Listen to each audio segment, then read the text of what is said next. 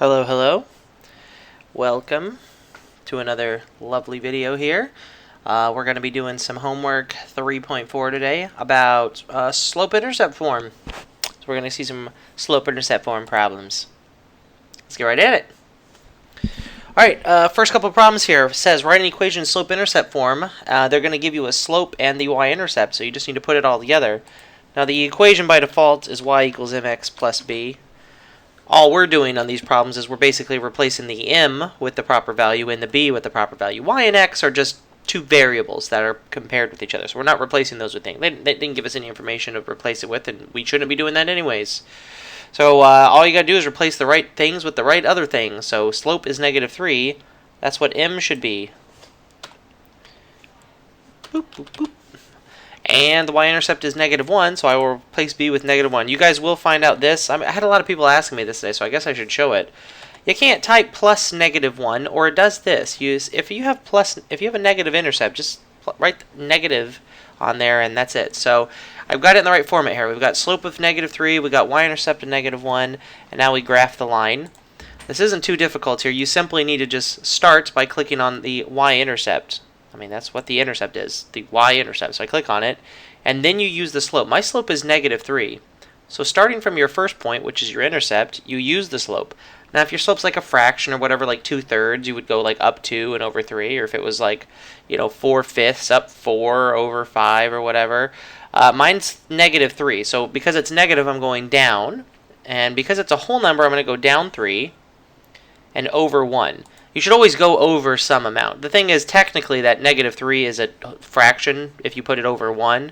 So you always need to go over 1 if you have one of these integer numbers like this, okay? And that's it. You're just making the equation and graphing the line. So I'm going to run through these next two real quick like. So we've got a slope of 4/3. So y equals 4/3 x.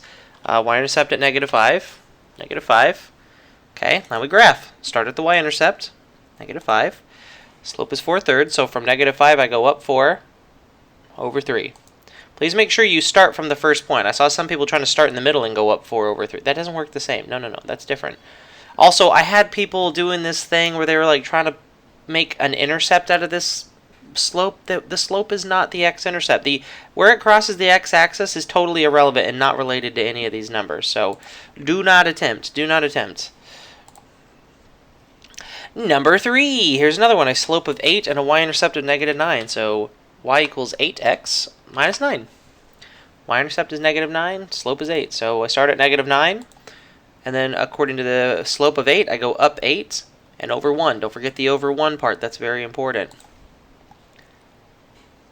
And another one. Slope of -2/5. So y equals -2/5 minus 5. Okay, so we start with the -5. And -2/5 means we go down 2 and right 5. It's very important you always go right, no matter what. Like, no matter if this is positive, negative, whatever, you're going right. The only difference is if it's a negative number, we go down, and if it was a positive number, we'd go up. So you can tell the slope is negative as it goes down as you go to the right. That's all it does. It should always be going right. So down 2, right 5. Never go left. I can't think of too many instances where you would have to go left besides there's not enough graph, and they're not doing that to you here. They're being very generous. Okay, number 5, it says find the slope and the y-intercept of this line.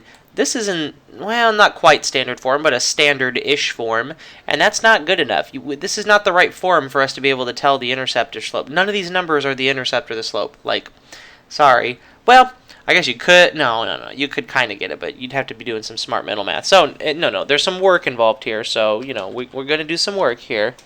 So let's open up the old trusty paint, get my writing board out here, and let's do it. So we got -3x minus 2y equals -6. Now here's the deal. Our goal is to get y equals mx plus b. And y equals mx plus b has y by itself. So really our goal is, how do I turn what I have to have y by itself?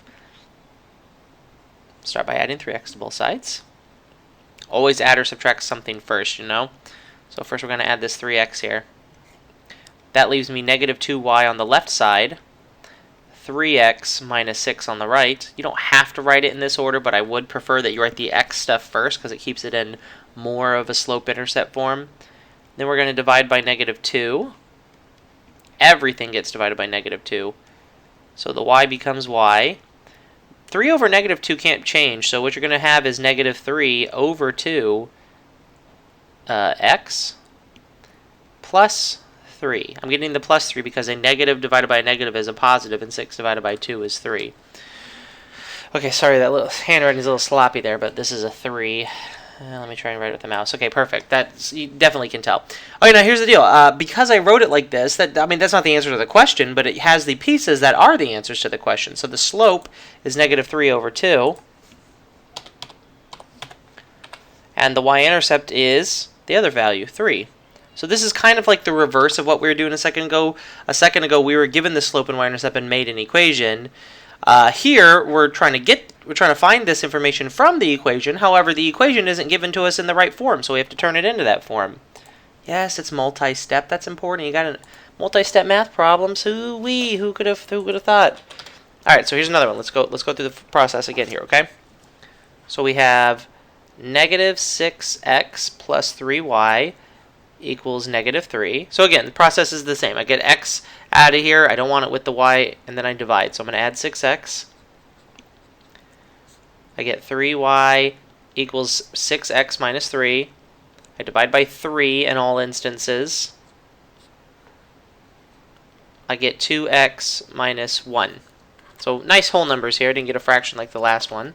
So the slope is 2. The y-intercept is negative 1. Please make sure you keep the sign. In this case, my intercept is negative 1. Huzzah! 4 more to go. I think these are all word problems. So the first one, these ones say make an equation and then fill out the equation. So Bob needs to read 2 novels each month. Good for him. Let n be the number of novels Bob needs to read in n months. Make an equation relating n to m. So the number of novels he needs to read equals what? Well, there's not a set amount. It needs to be 2 per month. So how I write that is I write 2m. He needs 2 times the number of months of novels read. So if it's 5 months, 5 times 2 is 10. Novels needs to be read. Or 12 months, that's 12 times 2. 24 novels needs to be read. That's a lot of novels. How many novels does he need to read within 15 months? So you simply plug in 15. 2 times 15. Make sure you plug it in 15 for the right thing. In this case, m. 2 times 15 is 30. I don't really want to bother with the work for that. I hope you'll understand where I got 30 from. Caitlin earns $41 each week working part-time at the bookstore. She earns $1 additional for each book she sells. Let A be the amount of dollars that she earns in a week if she sells B books. So A is how much money she earns in a week. How much money does she earn in a week? Well, in this case, she earns $41 each week by default. Like, she just gets $41 for the work week. Plus, in addition to that, she gets $1 additional for each book she sells. So in that case, I should be writing 1B. Now, I'm going to be honest with you. You don't have to write the 1 in front. I checked with the kid earlier as they were doing this assignment. Alex did not get mad that they put 1. The 1 is even more helpful to remind you that it's $1 per book. But if you just write B, that's actually a little bit acceptable. Then you fill in 14. So 41 plus 14 will be the result if she sells 14 books, which is $55. That's a whole week of work for $55. Wow. Not much. The Sugar Sweet Company is going to transport its sugar to market. It costs $3,500 to rent trucks and $250 for each ton of sugar transported. Let C represent the cost and S be the amount of sugar.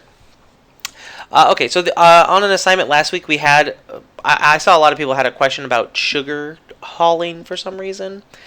This time it's asking it differently. Last time it said what's the equation and then make the graph. This one's saying what's the equation and use the equation to find something. So in this case, the cost equals, let's see, $3,500. You got to pay that no matter what, right? Plus $250 for each ton of sugar. Now here's the thing. I just wrote something in slope-intercept form, y equals mx plus b, but the mx is kind of like down at the end and b is in the front. Is that okay? Sure, why not? Like, there's nothing wrong with that. So if you want to write it reverse like this, that's fine. If you want to write 250 times the tons of sugar plus the $3,500 they have to pay, that's fine too. It's all good. So what's the cost to transport 13 tons of sugar? Oh, I don't know. I'll just use a calculator for this one. So it's 3,500 plus 250 times 13. 6,750.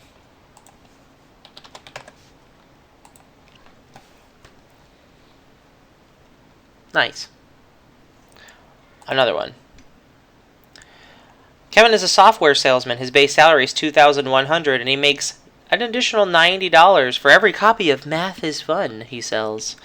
Oh boy, wait, he gets a lot of money to sell a game. Why is he getting why is he personally getting $90? I mean, if he's a salesman, it's not like he made the game. Maybe he made the game. Okay, we had weird setup here, but whatever, I don't care. Let P represent his pay. So his pay is, let's set this one up actually slope-intercept form kind of way. Hopefully this makes sense. So his pay is 90 per copy of game. So 90 in. They say use in to represent the number of copies he sells. So 90 in, plus he gets that 2,100 no matter what.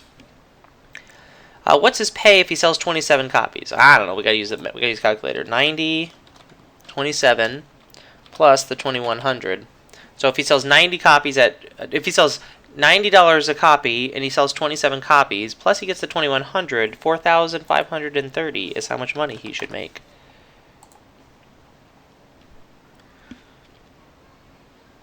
And there you have it, people. Done. Just a quick recap. I'm not going to go through all the problems, but I just want to remind you we saw 3 types of problems. One that was simply giving us information saying here's the slope, here's the y-intercept, make an equation, and we made the equations, then we graphed the equations. Then we had a couple problems that were in kind of a standard form, and we needed to turn those into slope-intercept form because we wanted the information about what the slope and the intercept were.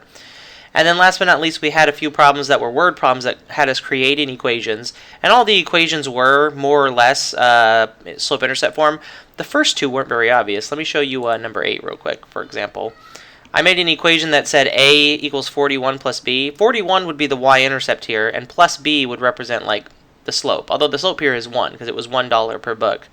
Or if we look at the other problem, number 7, that also was a little bit weird because it said, kind of in a way, y equals mx. So mine was like y equals 2x, but there wasn't a plus b because here there wasn't like some starting amount. Like there wasn't some base amount of books he had to read. It didn't say Bob needed to read 5 books plus 2 each month. It just said Bob needed to read 2 each month. So that's all we used. Okay, so just be wary of that. That could happen on your assignments. That's all I got to say about this homework 3.4. I hope this information helped. There will be a review video probably soon about the Chapter 3 review stuff we're doing. So I will probably see you then. All right, thanks for watching. Bye.